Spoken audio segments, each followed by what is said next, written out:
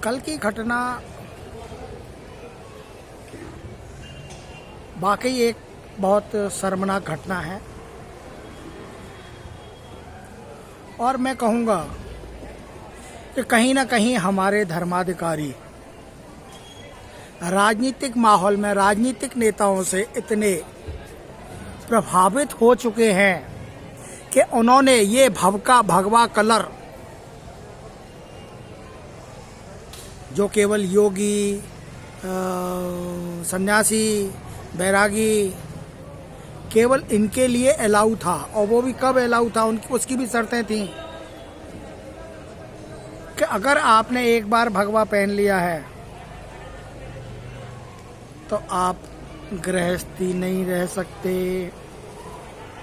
आपने अगर एक बार भगवा को धारण कर लिया है पूरे शरीर पर ऊपर से नीचे तक, तो आप कोई दूसरे कलर का वस्त्र नहीं पहन सकते।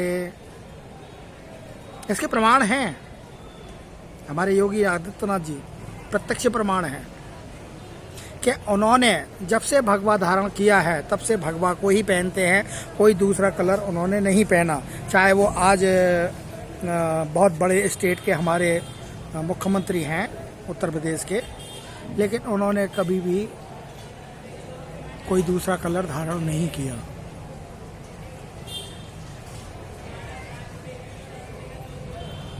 अब यहाँ बात आती है कि इसके दुरुपयोग की। जैसा कि सभी को पता है कि बीजेपी में बहुत सी ऐसी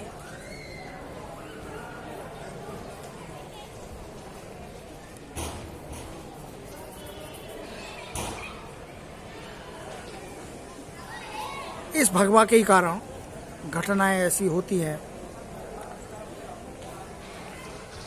कि वो केवल बीजेपी का अपने को दिखाने के लिए ही भगवा धारण करते हैं, और उस भगवा के भेष में कहीं ना कहीं लूट मार, अत्याचार, शराब के ठेके पे खड़ा होना या ऐसी बहुत सारी चीज़ें ऐसी करते हैं जिससे विपक्ष और सेकुलर और हमारे वामपंथी लोग उसके खिलाफ आवाज़ उठाते हैं कि देखो साहब, ये बीजेपी का बंदा ये क्या कर रहा था कि ये तो भगवा पहने हुए था।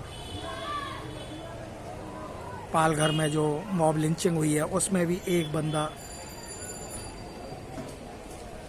भगवा कलर का कुर्ता पहने हुए नजर आ रहा है। तो ये केवल एक रंग दिया जाता है कि देखो साहब, और ये बड़ी सोची समझी चाल है। इसको समय रहते हुए हमें देखना चाहिए, समझना चाहिए, और हमारे जो सम्माननीय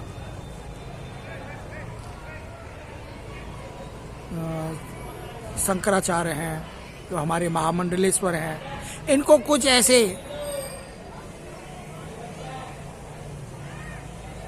नियम कानून बनाने चाहिए, या ऐसे कुछ फतवे तो नहीं कहूँगा, कुछ ऐसे नियम कानून बना के और अपने सनातन में फैलाने चाहिए कि भैया ये जो वस्त्र है, ये जो कलर है, ये एक ऐसा कलर है कि बहुत ही ज़्यादा सम्मानजनक है और हमारे भावना प्रधान देश भारत के सम्मान का प्रतीक है। इसका आप लोग दुरुपयोग ना करें, इसको हर कोई नहीं पहन सकता। मैंने देखा है कि बहुत से लोग शौकिया मौजिया इस वस्त्र को धारण कर लेते हैं, जबकि उनके जो चरित्र देखे जाएं, उनकी बैकग्राउंड अगर देखी जाए तो बहुत ही क्रिमिनल टाइप की या बहुत ऊट पटांग टाइप की होगी।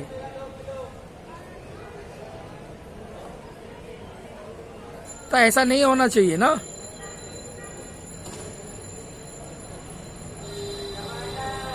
और ये ध्यान देना चाहिए हमारे धर्माधिकारियों को।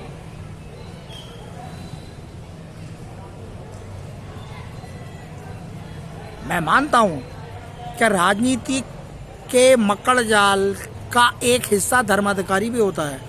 नेता, अधिकारी, कर्मचारी और धर्माधिकारी, ये चार मिलके एक वो बनता है मकड़ जाल। और इस मकड़ जाल में नेता नेता को बचाता है, अधिकारी अधिकारी को बचाता है, कर्मचारी कर्मचारी का फेवर करता है और धर्माधिकारी धर्माधिकारी को फेवर करता है। अब जनता कहाँ जाए?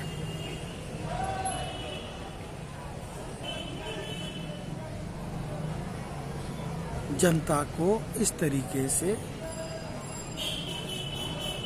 यूज करने का मौका मिलता है, और जब इस तरीके से इस भगवा को यूज करने का मौका मिलता है तो उसी में कुछ चंद ऐसे शरारती तत्व, कुछ मजहबी किस्म के, कुछ चोर डकैत, कुछ हत्यारे, कुछ क्रिमिनल इस भेष को ओढ़ना बना के, दुपट्टा लगा के, और वो ऐसे घूमते हैं कि जैसे कि वो हिंदूवादी पार्टी, हमारी जो सबसे बड़ी पार्टी है देश की, बीजेपी के मेंबर हैं, सदस्य हैं, कार्यकर्ता हैं या उससे बहुत जुड़े हुए हैं, जबकि ऐसा नहीं होता।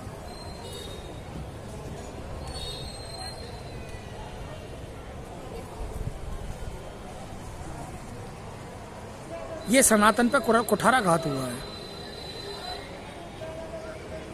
2 साधुओं की, निर्दोष साधुओं की आप हत्या कर देते हैं मॉब लिंचिंग में। उनका तो कोई दोष भी नहीं था। क्या उनका दोष ये था कि वो भगवा पहने हुए थे? ऐसा नहीं होना चाहिए।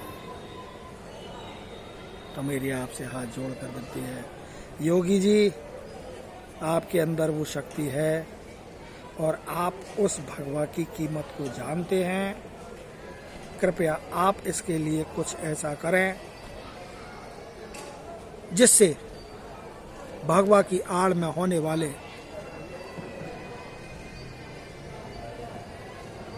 अन्याय, मारकाट, मॉब लिंचिंग, ये सब रुके। धन्यवाद। जय हिंद।